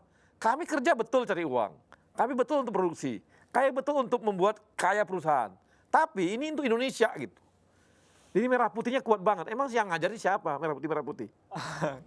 Ya mungkin dari pribadi, dan juga kita juga yang pertama kita ngerasa dari kampus lu kali. Enggak ya, semua sih sebenarnya, karena kan ini kan gimana ya? Artinya kalau kita berasa di BUMN tuh rasanya berasa jadi pejuang, Bang. Oh, jadi pejuang. Jadi, walaupun kita nggak bawa senjata kayak di Pindad gitu ya, nembakin musuh enggak, tapi kita pejuang buat negara ini ya. Inilah mungkin jalannya kita kan, bagaimana kita bisa memberi manfaat. Sebenarnya itu sih poin kenapa kita hidup nih kan, kita mau memberi manfaat. Jadi nanti menarik nggak untuk ke depan tambang yang lu lihat nih, Antam ini bagaimana ke depannya? Yang lu lihat menariknya gitu? Antam ya, Antam ke depan nih insya Allah ini kan kalau kita lihat sumber daya nih nikel kita yang banyak ya, dan juga permintaan pasar yang juga tinggi, terutama di baterai ya. Dan Antam ini mau ke arah sana istilahnya, mau jawab tantangan dari pasar itu. Saya yakin ini ke depannya nih kalau kita memang jalan semua proyek kita terutama di bagian nikel ini akan masa depan insya Allah cerah. Itu sih mungkin. Oke, makasih Rip. Saya mau ke kawan kita Rizka, ada Rizka dari Pindad. Riz, lu kok bisa jadi direktur, Riz? Gimana caranya, Riz? Apa yang lu lakuin sampai masih muda dulu, gimana sih? Lu sampai ke BCG, aku dengar sampai BCG dan sebagainya. Kok bisa gitu loh? Bisa cerita nggak tentang pribadi lo? Iya, sebelum di Pindad saya di Boston Consulting, Bang. Iya. Nah, kebetulan dulu itu Boston Consulting tim yang membantu Kementerian BUMN menyusun strategi klaster industri pertahanan Indonesia, Bang. Iya. Dan dalam perjalanan itulah terjadi diskusi dan komunikasi dengan para stakeholder, dan mungkin para stakeholder melihat ini is a good potential opportunity yang bisa kita unleash di industri pertahanan kita, dan juga selaras dengan tadi saya sampaikan agenda besar dari pemerintah Pak Jokowi untuk menguatkan ketahanan pertahanan keamanan kita dan ketahanan pangan. Kurang lebih singkatnya seperti itu, Bang. Namun ya actually saya punya passion di history, Bang. I have a big passion di history and military, so Pindad is kind of my swimming pool, Bang.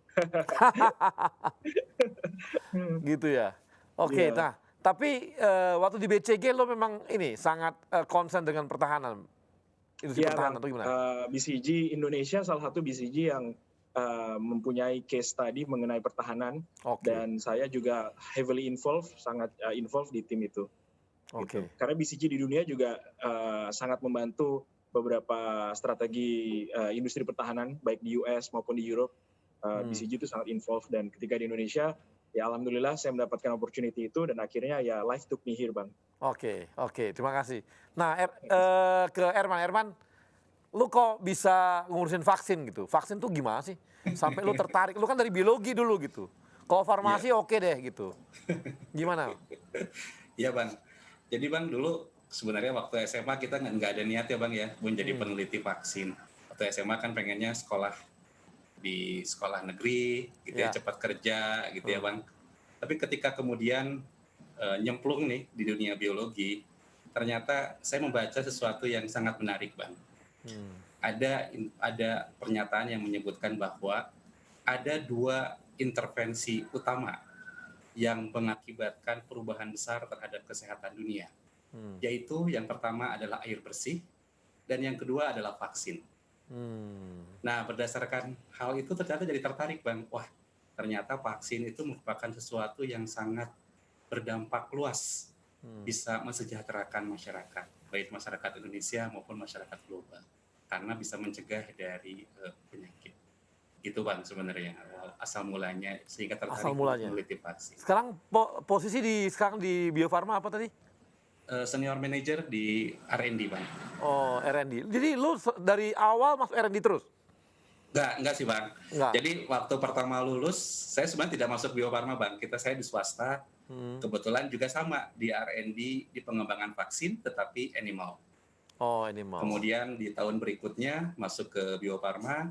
Saya tiap 3 tahun berpindah, Bang, di Bio Farma, alhamdulillah. Jadi dari mulai produksi vaksin bakteri, pertusis, difteri, hingga kemudian ke R&D kembali. Oke, jadi alhamdulillah banyak pengalamannya, Bang. Pengalaman di R&D gitu ya. Betul. Nah, ini kira-kira lu mencapai sang senior manager ini dalam berapa tahun? Saya pada waktu menjadi senior manager itu pada usia 33 tahun, Bang. Sampai sekarang senior manager terus? Iya. Wah, nanti saya ngomongin sama dirutnya deh, supaya cepat-cepat naik. Peneliti aja itu sih, lu sibuk sama vaksin mulu sih. Gak pernah ngobrol sama orangnya kali. Lu gak pernah ngobrol sama bos-bosnya, ngobrol sama vaksin mulu. Akibatnya begini lu jadi sibuk dengan vaksinnya. Siap, Pak. Ini ya, ini banyak tipikal peneliti ya begini.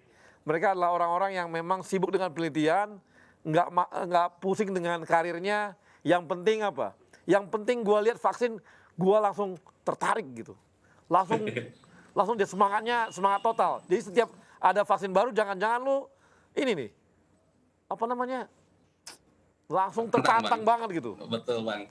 Tertantang. Kalau menghasilkan sesuatu yang bermanfaat tuh sangat menarik, Bang, karena gitu bisa ya? bermanfaat untuk masyarakat. Oke, ini adalah petarung-petarung di ini ya, petarung-petarung peneliti ya, begini gayanya gitu. Nah, sekarang Indri nih, saya tanya Indri. Indri masih 28 tahun, masih muda sekali loh nih, Indri ini. 28 tahun dan sudah di RNI. Nah, RNI sekarang, kamu udah berapa lama di RNI? Kebetulan baru 3 tahun. Oh, baru 3 tahun. Ya. Baru 3 tahun sudah pegang proyek ini ya? Sebenarnya kalau pegang langsung enggak, karena saya sebelumnya di bagian di bagian keuangan. Kemudian mulai tahun ini saya kebetulan mendampingi salah satu direksi RNI yang kebetulan koordinator dalam food estate ini. Jadi saya pasti dibawa kemana-mana. Dari situ saya dimasukkan ke tim sekalian. Iya. Jadi accounting ngurusin sawah gitu ya. Terus kamu dapat apa? Gimana kamu accounting itunya gimana tuh? padi-padinya gitu. Turun dari UGM? Betul. Langsung ke RNI? Betul. Jadi kenapa sampai milih RNI?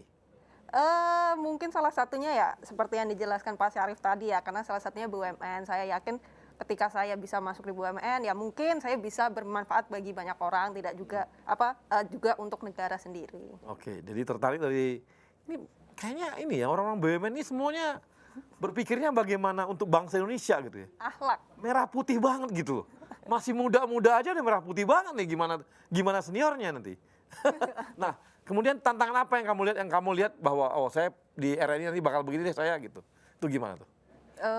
Tantangannya sendiri karena sebenarnya RNI itu kan fokusnya di industri agroindustri gula. Betul. Sedangkan gula itu kalau kita lihat semakin kesini kan semakin sunset ya.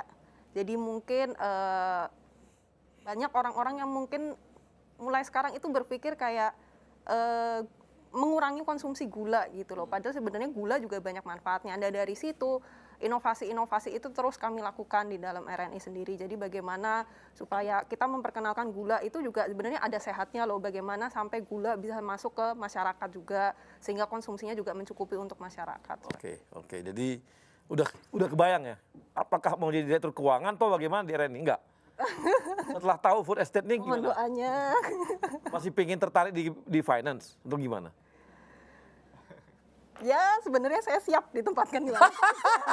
Kamu gaya pejabat banget gitu. Gaya politikus sih susah memang di BUMN nih. Saya siap ditempatkan di mana saja gitu. Harusnya kan ditargetin tuh mau jadi apa. Harus ditargetin, difokusin gitu kan.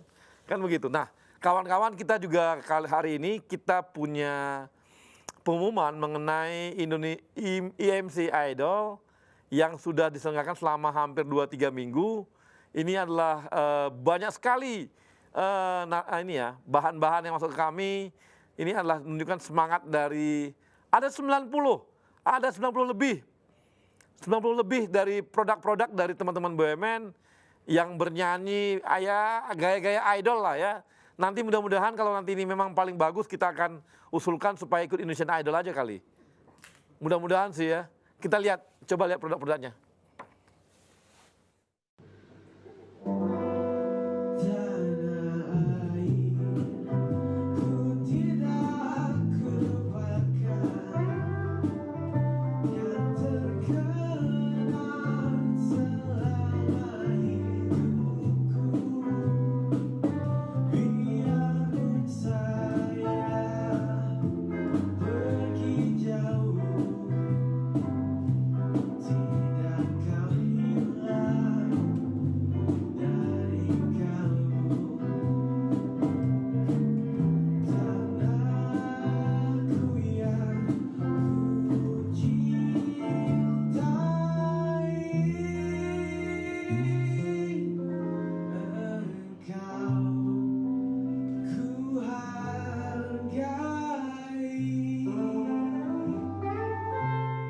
Pemenang ketiga ini dari mana ya?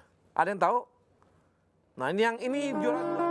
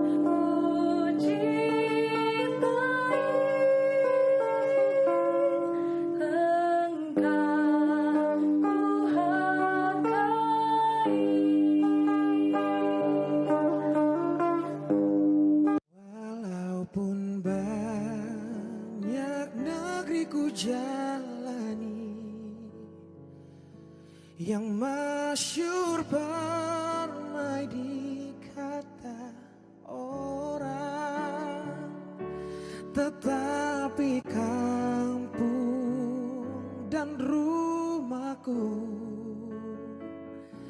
di sanalah ku rasa senang.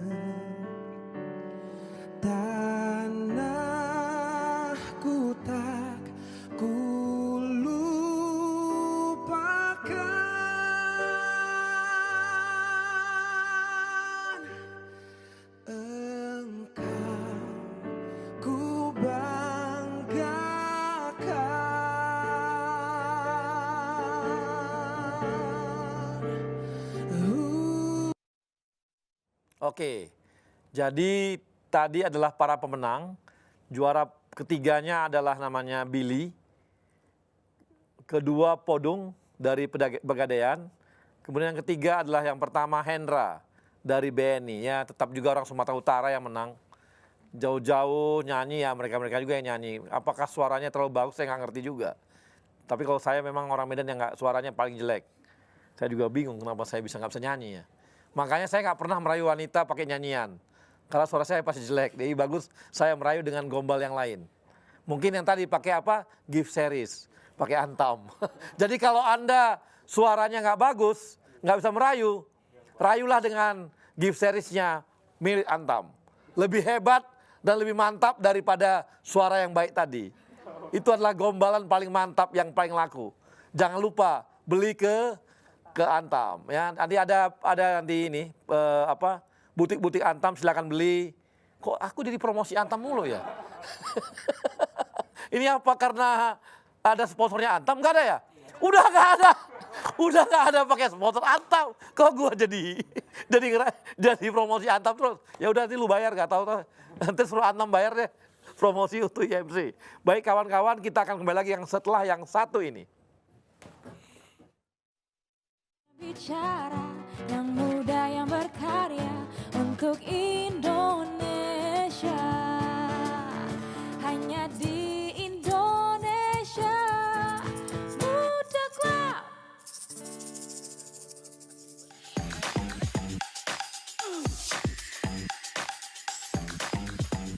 Come on, come on.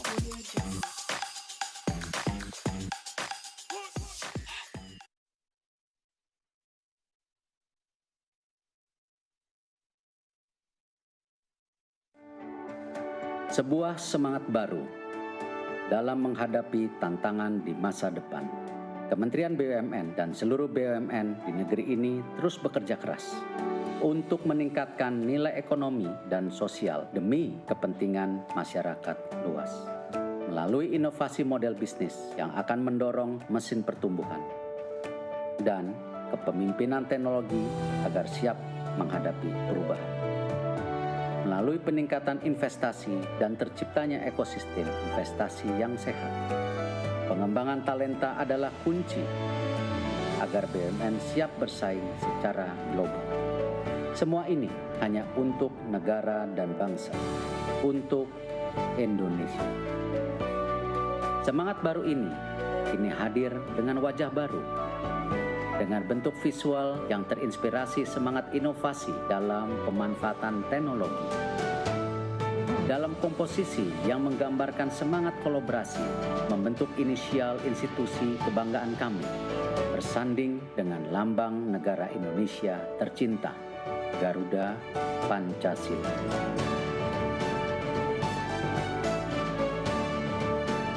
Inilah wajah baru kami, Kementerian Badan Usaha Milik Negara Republik Indonesia, BUMN untuk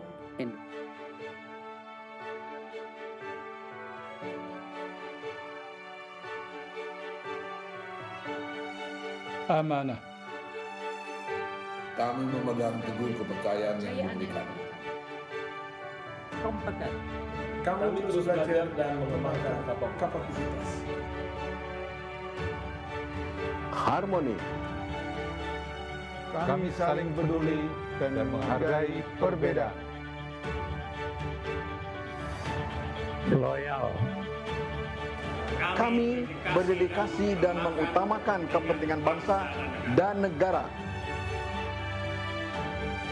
Kami terus berinovasi dan antusias dalam menggerakkan ataupun menghadapi perubahan. Kami membangun kerjasama yang sinergis.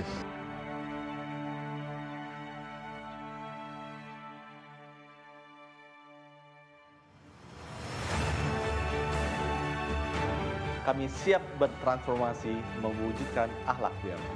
Kami siap memberikan yang terbaik dengan akhlak BUMN. Saya akan pimpin, saya akan kawal. Mari wujudkan akhlak BUMN untuk Indonesia.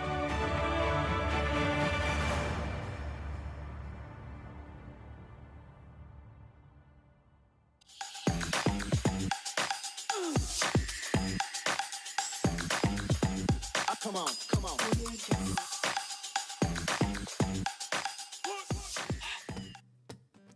Yang muda yang bicara, yang muda yang berkarya untuk Indonesia. Hanya di Indonesia Muda Club. Ya, kawan-kawan, kita kembali lagi dan kita akan dengarkan pertanyaan dari kawan-kawan kita profesional muda. Yang pertama mungkin ini ada dari mana? Nesya dari PTPN 10. PTPN 10 ada di mana nih ya? Di Surabaya. Oh itu ya benar tuh, Surabaya. Ya silakan Nesya, kamu boleh bertanya. Ayo Nesya. Ya, selamat sore, salam kenal semuanya. Saya dari Perkebunan Nusantara 10 ada di Surabaya. Ada yang ingin saya tanyakan sih sebenarnya terkait dengan inovasi gitu ya. Kan sekarang banyak nih BUMN, mungkin ada 4 narasumber di sini yang mengeluarkan inovasinya. Pertanyaan saya adalah inovasi di BUMN tempat rekan-rekan semua ini apakah emang ada tim inovatornya ataukah emang murni dari karyawan seperti itu atau bagaimana? Nah, kemudian yang kedua adalah bagaimana sih inovasi ini itu bisa di-ACC oleh manajemen gitu loh. Ada step by step-nya nggak? Karena kan kita yakin juga bahwa anak muda di BUMN juga pasti banyak nih inovasi-inovasinya. Nah, mungkin ada upaya untuk bisa berkontribusi untuk perusahaan masing-masing. Seperti itu, Bang Arya. Oke, makasih Nesya. Nah ini pertanyaan klasik dari teman-teman milenial yang selalu takut-takut bahwa mereka punya inovasi tapi manajemennya nggak mau terima nih. Ini gimana nih kira-kira? Di teman-teman gimana? Mungkin dari kamu, Indri? BUMN kan memang selalu sebaiknya menggalakkan inovasi kan, seperti yang kemarin diadakan Kementerian BUMN yang Millennial Innovation Summit ya. Ya saya mau pamer dikit ya Pak, juara satunya adalah dari RNI. Tepuk tangan di rumah masing-masing. Kami mengusung tema pemanfaatan limbah tebu untuk biopackaging.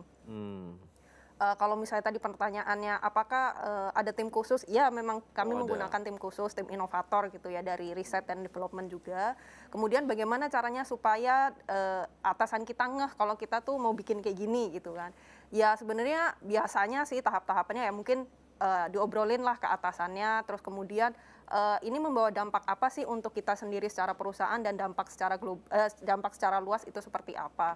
Seperti itu sih standar saja. Oke. Nah kalau di Antam gimana nih inovasi? Apakah kelompoknya ada R&D dan gimana untuk menyampaikannya ke manajemen supaya diterima manajemen gitu? Baik, terima kasih Bang Ira.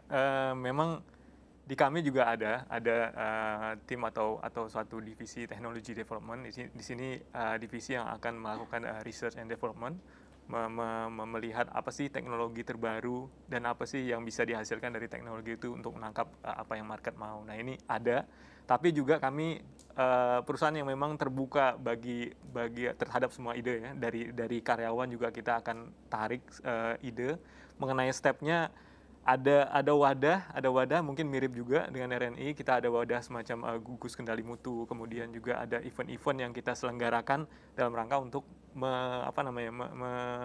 menarik atau menangkap nih sebenarnya inovasi apa saja sih yang ada di setiap unit bisnis. Kami punya banyak unit bisnis, punya banyak unit-unit yang semuanya berlomba. Jadi kita adakan sebuah lomba gitu dan masing-masing menampilkan ide-ide mereka dan itu kita adakan perlombaan dan yang juara kita apresiasi dan kita laksanakan. Itu juga jadi satu hal yang kita tangkap dilakukan ya. Oke. Nah, kalau ini gimana? Di Bio Farma gimana Bio Farma? Apakah R&D saja yang bikin inovasi atau gimana? Enggak Bang, jadi sama di Bio Farma juga semua unit itu sebenarnya dibuka kesempatan untuk melakukan inovasi Bang. Jadi setiap tahunnya itu ada perlombaan inovasi yang dilaksanakan oleh Bio Farma. Jadi semua unit sebesar apapun inovasi yang dilakukan selama itu berdampak untuk kebaikan perusahaan itu diakomodasi Bang. Jadi memang jadi setiap tahun itu ada nanti beberapa calon inovator, beberapa banyak sekali itu dari berbagai macam unit. Ada yang hanya efisiensi, misalnya hanya ada menemukan proses baru dan lain sebagainya. Semua diakomodasi, difasilitasi oleh perusahaan untuk kemudian diberikan juga reward yang cukup baik dari perusahaan. Oke. Gitu, Bang. Oke, di Pindad gimana, Riz?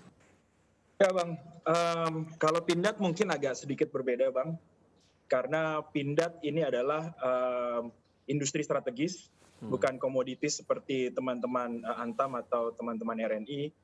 Kita sangat protektif industri yang diprotek oleh negara, namun bukan berarti dari inovasi, justru inovasi dari Pindad itu adalah business as usual Bang. Jadi itu keseharian kita selalu melakukan inovasi untuk dapat berkembang bersama Kementerian Pertahanan dan TNI kita.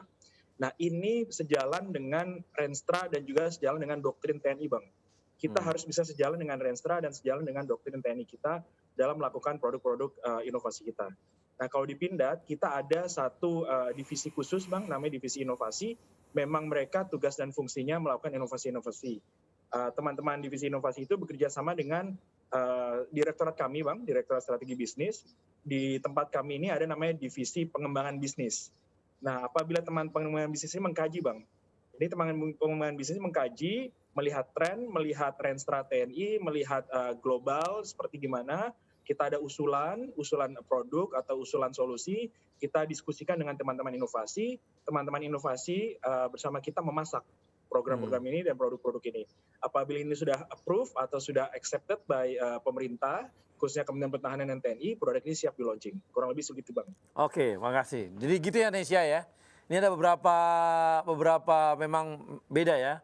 Di RNI dia berfokus di R&D-nya, di teman-teman Pindad juga mirip gitu ya. Sementara yang lain yang ada di Antam dengan yang di Bio Farma itu membuat yang namanya kompetisi. Ada juara-juara yang nantinya kalau memang yang juara itu bisa diterapkan. Jadi ini adalah ruang-ruang yang diberikan. Jadi memang yang kompetisi ini sih udah biasa ya di beberapa perusahaan supaya dia meraup inovasi, supaya dia jalurnya bisa fast track ya.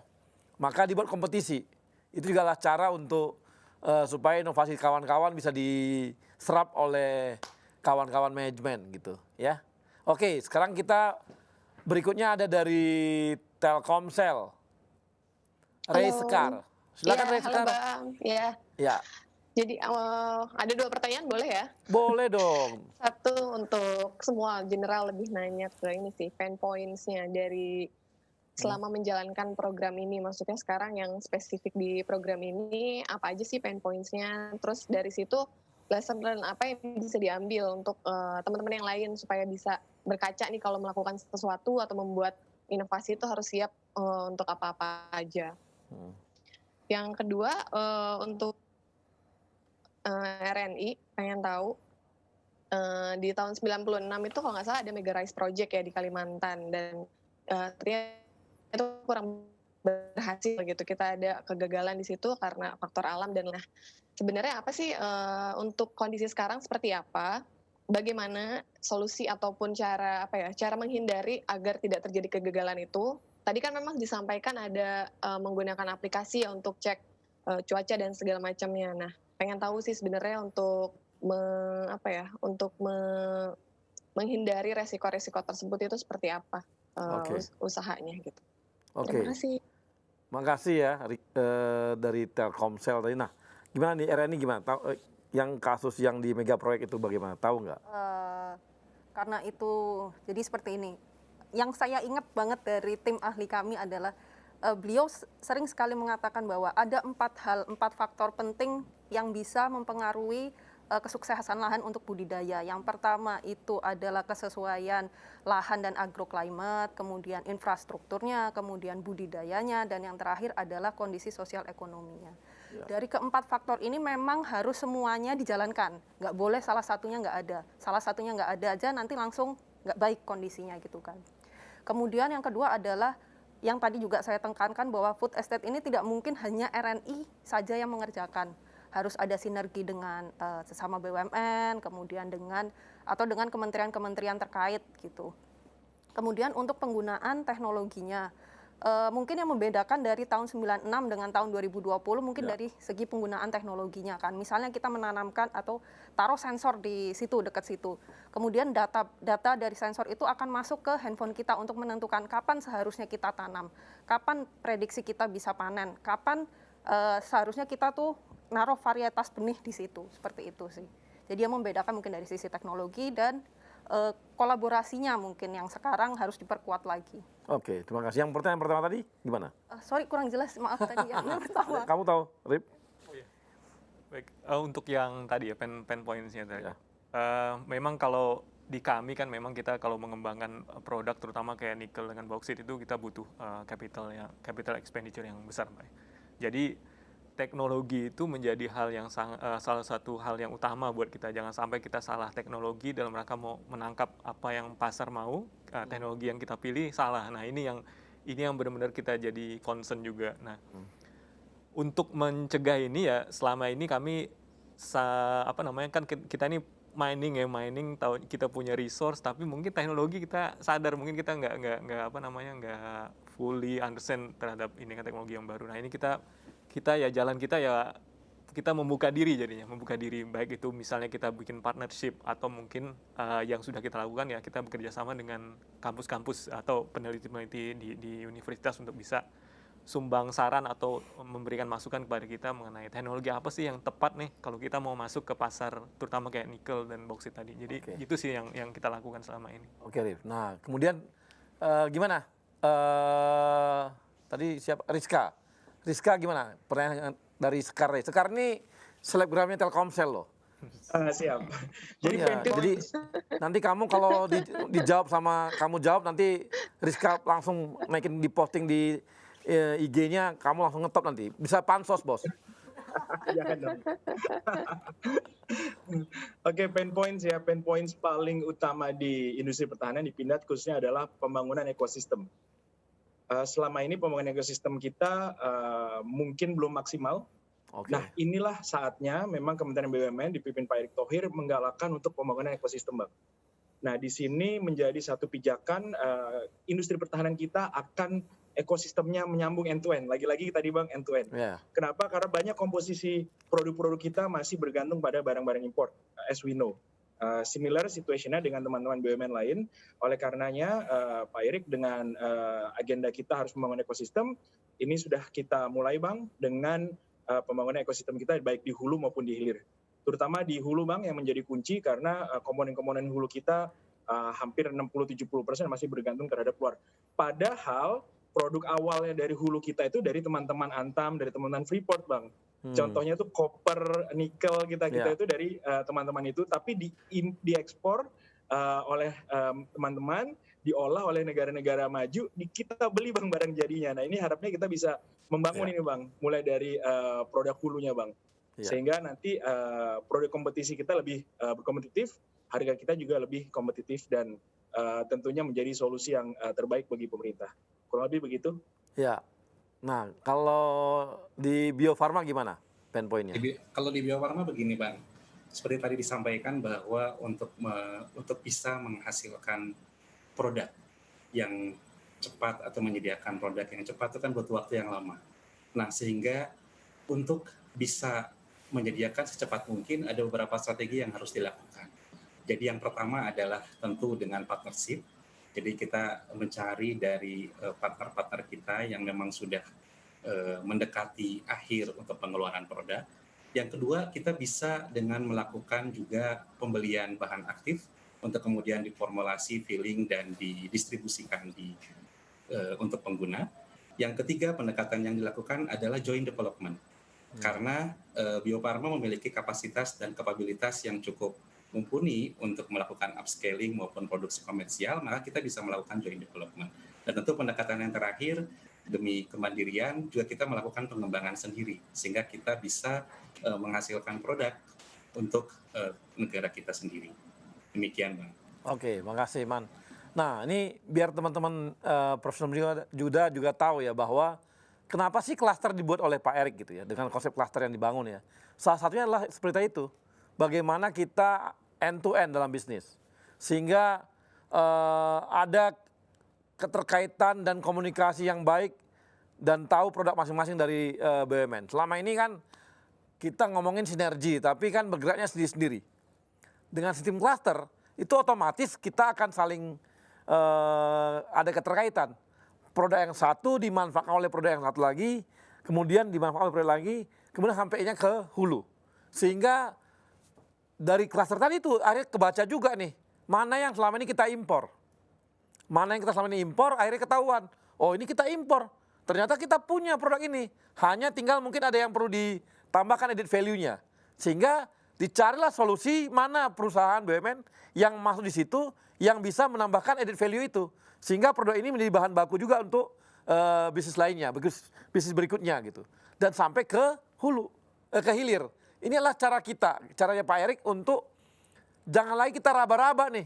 Selama ini kita raba, wah ini misalnya si A memproduksi bahan baku B gitu ya misalnya. Kemudian berikutnya bilang ini, yang perusahaan yang berikutnya bilang kata apa? Wah kami belum bisa pakai yang ini sehingga kami nggak pakai, sehingga kami impor dulu gitu. Nah kalau ini enggak, ini akan membuat, oh ini harus ada added value di sini supaya bisa dipakai untuk teman-teman di sini. Akibatnya akan dicarikan BUMN untuk mengerjakannya, sehingga kita akan makin mengurangi impor-impor bahan baku. Ini memang cara kita, caranya Pak Erik untuk menurunkan impor dan kebutuhan kita akan bahan baku dari asing.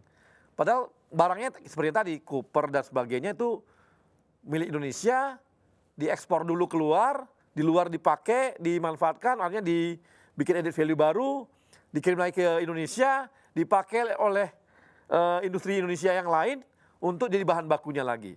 Padahal kalau dibuat di Indonesia itu akan lebih buat kita nggak perlu impor-impor. Nah ini yang menjadi tantangan bagi setiap klaster untuk mencari solusi ini gitu. Nah demikian mungkin yang tadi dari pertanyaan tadi paling tidak bisa menjawab bagaimana masing-masing industri kita gitu. Mudah-mudahan makin berkembang saja. Dan ya social project sekarang kita umumkan juga ya, social project, saya mau beritahu juga buat teman-teman semua, kita akan membuat social project di masing-masing, jadi teman-teman profesional itu bisa mengajukan social project kepada kita, teman-teman IMC.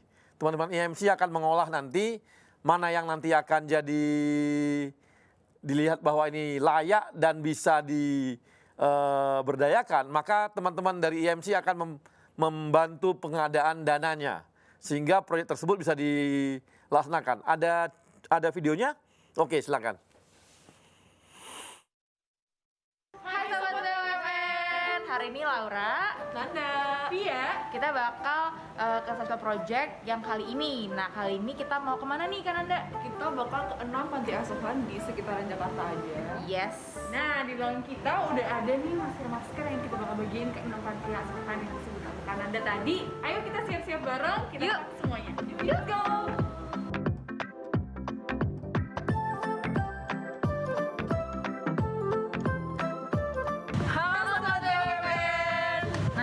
Sampai di tempat yang pertama, yaitu adalah Yayasan Triasi. Yayasan Triasi ini itu adalah mengasuh untuk adik-adik yang berkebutuhan khusus. Nah, yayasan ini udah lama banget loh guys, dari 1999. Jadi udah lama banget mereka berkiprah di. Betul banget. Nah, kalau gitu langsung aja kita berbagi sama adik-adik. Semoga mereka senang kita datang ya. Yuk.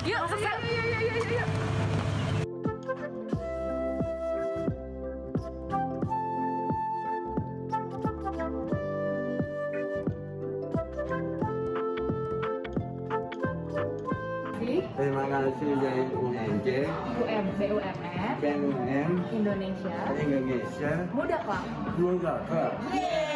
Jadi hebat banget guys, ternyata anak-anak di sini itu di train melalui workshop merajut dan lain sebagainya, bikin kayak gini nih, kayak ini sarung tangan buat masak, terus ini juga ada kasat. Ini tenunannya susah loh. Terima kasih Indonesia Muda Club. Asik.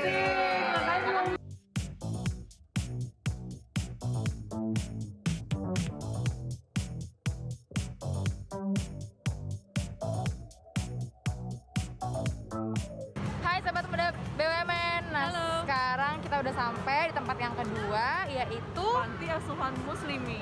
Yes, kita mau masuk, cuma kita nggak boleh ketemu adik-adiknya.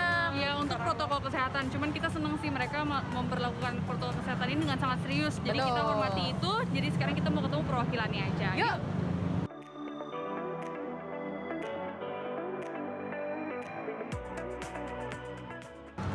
Terima kasih Indonesia Muda Club.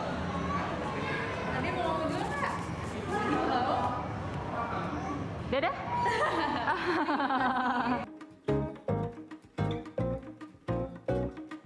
Oke guys, nah sekarang kita udah sampai di tempat yang berikutnya nih, dan kayaknya ada seseorang yang kita kenal ya ini. Ada Kak Andi. Oke yuk, langsung kita boys. Yuk kita sekarang langsung masuk aja ke dalam dan ketemu adik-adik dari LPA Gunananda.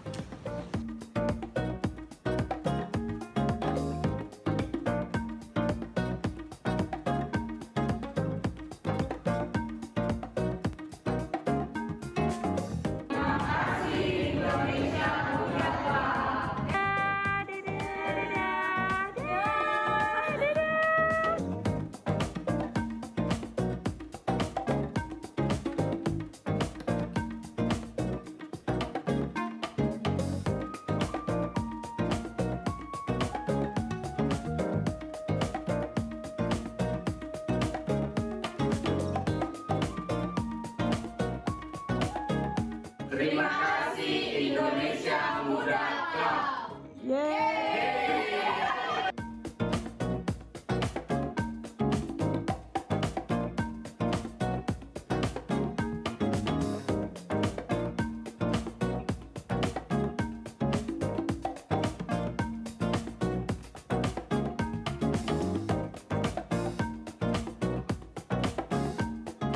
Terima kasih Indonesia Muda Club.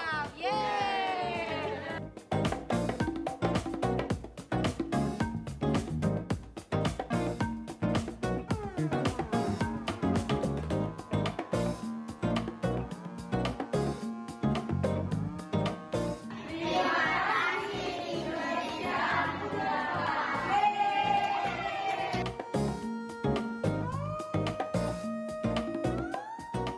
Akhirnya kita udah selesai juga bagi-bagi sosial project di beberapa panti asuhan di Jakarta. Jadi kita kemana aja nih hari ini? Seru banget, kita tadi ke Yayasan Triasi, terus kita ke Yayasan Pondok Muslimin, Kita juga ke Yapindu, ke Gunananda juga, kita ke Bakti Mandiri dan juga ke Pondok Paruna. Ya betul. Dan seru-seru banget ya ketemu adik-adiknya. Seneng banget, merasa terinspirasi sekali. Kita seneng banget bisa melakukan pengalaman. Dan mereka juga senang banget bisa dapat masker dari Indonesia Muda Club. Pengen banget balik lagi, tapi mungkin di next project selanjutnya kali ya. Betul. Amin. Nah kalau gitu mungkin kita pamit undur diri dulu. Terima kasih udah nemenin kita seharian ini kunjungi 6 panti asuhan di DKI Jakarta.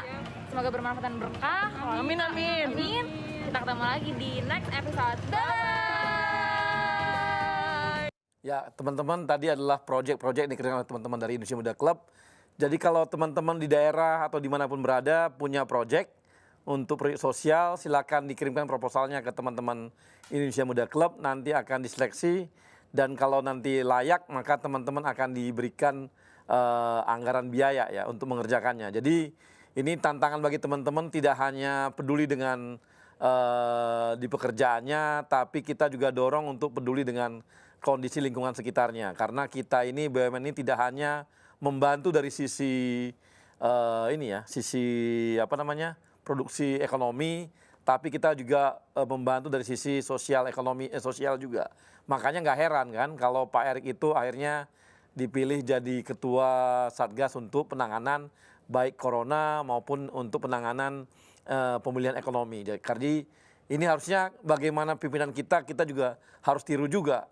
Jadi kita harus tiru juga di lapangan bagaimana kita di samping membangun ekonomi masyarakat juga membangun kondisi sosial masyarakatnya. Jadi silakan kirimkan saja proposal Anda ke teman-teman Indonesia Muda Club. Nah, dan kawan-kawan profesional muda, kita hari sudah sampai di ujung program dan kita tahu bahwa tadi kita sudah mendengarkan bagaimana ternyata produk-produknya BUMN itu produk yang keren-keren, yang berguna untuk bangsa, berguna untuk masyarakat, baik dari sampai level terbawah, tadi adalah pertanian dan sebagainya. Ada yang memang dia masuk ke hal-hal industri seperti dari Antam gitu ya, berguna untuk industri. Kemudian juga ada yang berguna untuk kesehatan seperti teman-teman Bio Farma yang menghasilkan vaksin dan buat kita orang-orang Indonesia jadi sehat. Kemudian juga ada bagaimana produk-produk kita adalah produk pertahanan yang tidak kalah dengan produk asing lainnya, dan ini adalah sebuah kebanggaan bagi kita karena telah bekerja di BUMN. Sekali lagi, sampai ketemu di episode yang mendatang. Terima kasih kepada kawan-kawan Yoyak. Terima kasih juga teman-teman dari sponsor yang telah membantu kita, yaitu dari Bio Farma dan dari RNI. Dan kita harapkan, kita tunggu dari Antam. Karena dari tadi kita promosi terus mengenai Antam. Sampai ketemu lagi di episode mendatang.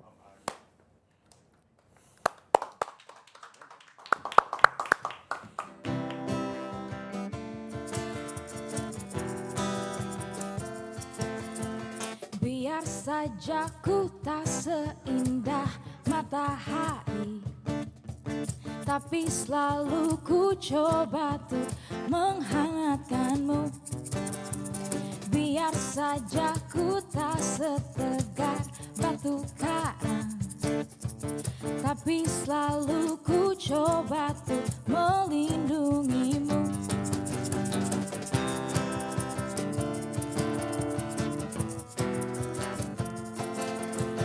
Biar saja ku tak seharum bunga mawar, tapi selalu ku coba tuh mengharumkanmu. Biar saja ku tak seelok langit sore, tapi selalu ku coba tuh mengindahkanmu. Ku pertahankan kau demi kehormatan bangsa. Ku pertahankan kau demi tumpah darah semua pahlawan-pahlawanku. Merah putih teruslah kau berkibar di ujung tiang tertinggi di Indonesiaku ini.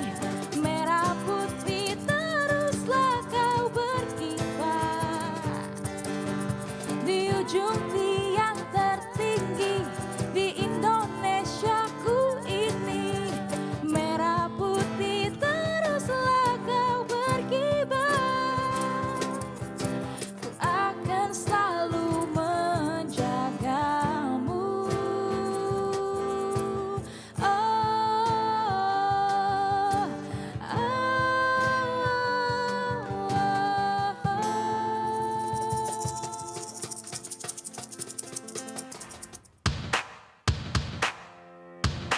Untuk nusa dan bangsa, untuk tanah air kita, kami lahir dan hadir, besar dan kuat bersama.